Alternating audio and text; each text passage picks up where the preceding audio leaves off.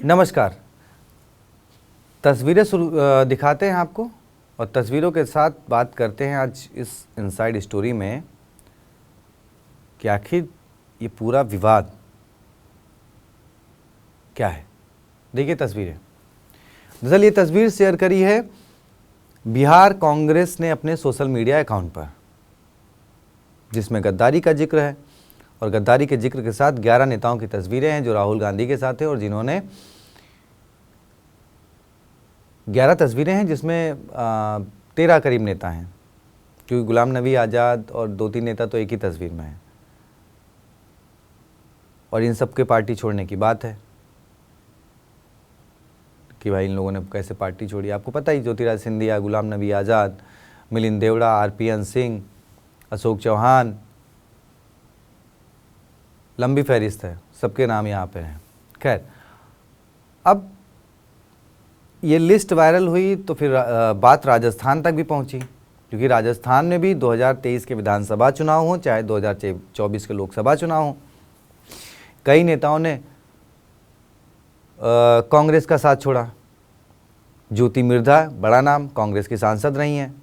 महेंद्रजीत मालवीय कांग्रेस के सांसद रहे, कई बड़े पदों पर रहे, विधायक रहे कई बार, उन्होंने भी छोड़ा। खैर वो वापस भी आ गए। लालचंद कटारिया, बड़ा नाम, खिलाड़ी लाल बैरवा, बड़ा नाम, एक लंबी फहरिस्त है। अब छोड़ने वालों के साथ गद्दारी का टैग और वापस आ जाएं तो फिर क्या बात। वही बात है कि देखिए, महेंद्रजीत मालवीय जब छोड़कर गए, उनके छोड़ने से पहले बीजेपी उन पर खूब आरोप लगाती थी कि वो इस चीज़ के आरोपी हैं, ये है, फलाना है, ढिमाका है। और जब वो बीजेपी में शामिल हो गए तो सारे आरोप निराधार हो गए। फिर कांग्रेस आरोप लगाने लगी कि हाँ वो तो ये है, वो तो ये है, बीजेपी ने कहा था तो जांच क्यों नहीं कराते हैं, फलाना ढिमाका। और फिर वो कांग्रेस में वापस आ गए तो फिर बीजेपी हमलावर है, फिर कांग्रेस बचाव में है। बड़ा अजीब सा खेल आपको लग रहा होगा। लेकिन बात जब पोस्टर जारी हुआ, बात गद्दारी की हुई, तो गद्दारी के साथ राजस्थान की जनता और राजस्थान के सियासी गलियारों में गद्दारी शब्द आते ही एक नेता का जहन में नाम आ जाता है, सचिन पायलट। उन्होंने गद्दारी करी नहीं थी, लेकिन गद्दारी का टैग उनके ऊपर लगा दिया गया था और टैग लगाया था उस वक्त के मंत्री शांति धारीवाल ने। टैग क्यों लगाया था? क्योंकि कांग्रेस आला कमान ने 2022 में सचिन पायलट को राजस्थान का मुख्यमंत्री बनाए जाने के लिए 3 पर्यवेक्षक भेजे थे, जिन्हें राजस्थान के विधायकों से चर्चा कर उनको मुख्यमंत्री के नाम का ऐलान करना था। अब ये बात, अब देखिए सबसे बड़ा खेल यहाँ पर, 3 पर्यवेक्षक आने वाले थे और राजस्थान के तत्कालीन मुख्यमंत्री जो है वो जैसलमेर में मंदिर के दर्शन कर रहे थे।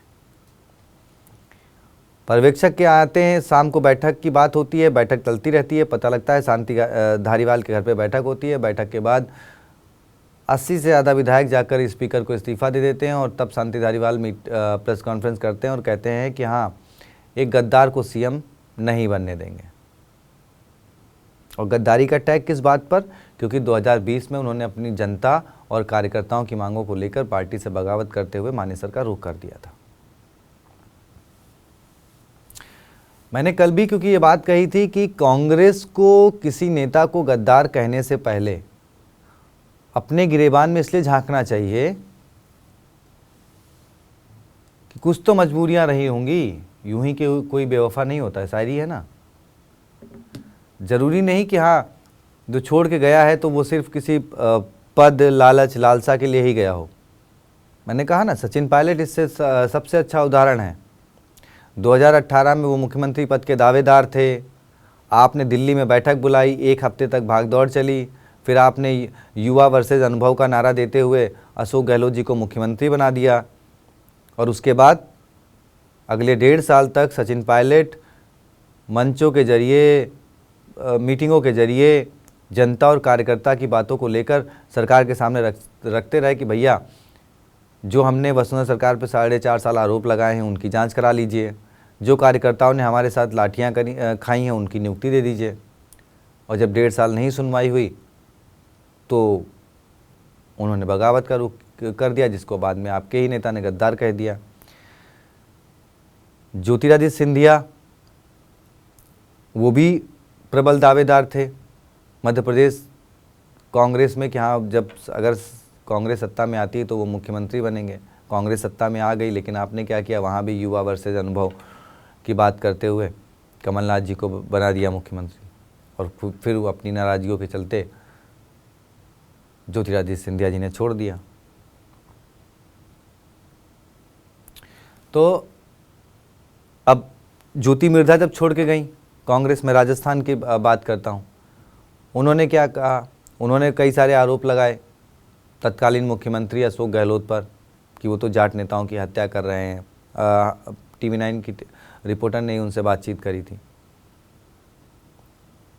हाँ, जो स्वार्थ के लिए गए अगर कहा जाए तो महेंद्रजीत मालवीय जी क्या बोले कि हाँ, उस वक्त राम मंदिर का मुद्दा जोरों पर था, उसको लेकर उन्होंने आरोप लगाए। अच्छा, वो बीजेपी में गए, बीजेपी ने उनको सांसद का टिकट दिया, वो हार गए, विधायकी से उन्होंने पहले इस्तीफा दे दिया था।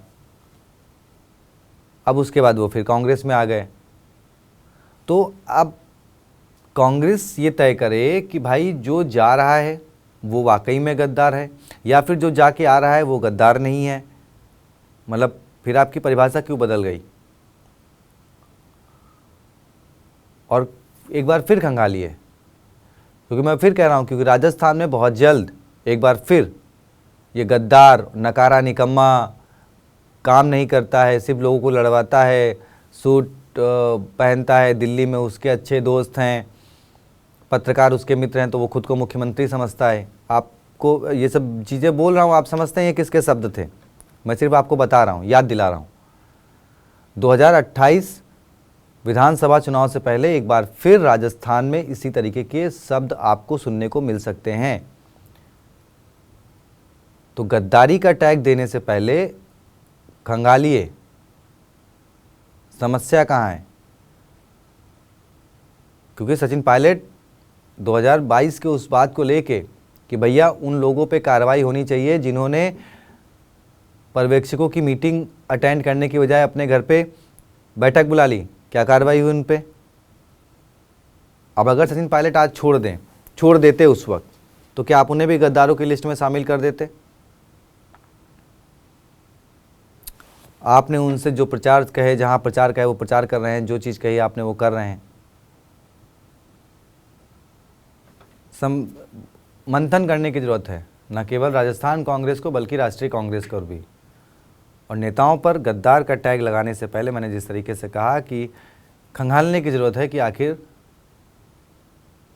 कुछ तो मजबूरियां नहीं होंगी, यूं ही कोई बेवफा नहीं होता। चलिए, आप ही क्या राय है कमेंट बॉक्स में बताएं, वीडियो को शेयर करें, चैनल को सब्सक्राइब करें। शुक्रिया।